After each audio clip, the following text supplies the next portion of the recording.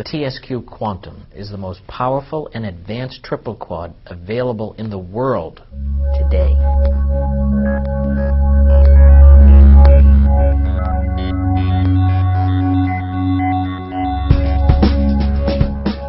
There's one feature that really stands out, and that would be HSRM, highly selective reaction monitoring. What would happen if you had a co-eluter with the same parent mass and the same product ion? You'd get a false positive.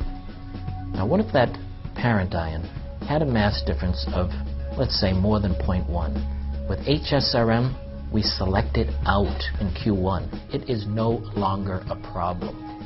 It's better. It's much more selective. It guards against false positives. It eliminates them.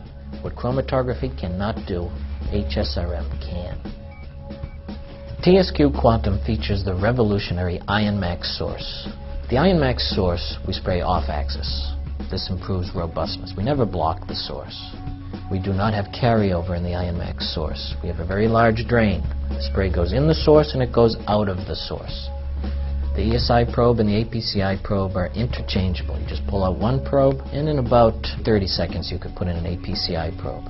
You can also add, if you'd like, an APPI probe with the APCI probe. It's a combination probe. So you can have the UV light shining at the same time that you have the APCI corona discharge. This can be particularly important with difficult to ionize compounds like PAHs or even steroids. To increase ion transmission and focusing of the ion beam into the mass analyzer, we've increased the volume of our ion transfer tube. If one wants to replace the ion transfer tube, you can relatively easily with the tool supplied with the instrument. All this can be done without breaking vacuum. You are up and running in about 1 minute.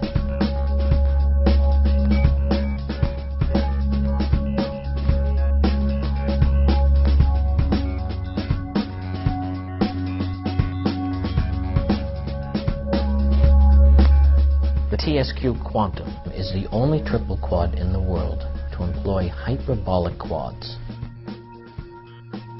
The hyperquad is a trade name for pure hyperbolic quadrupoles.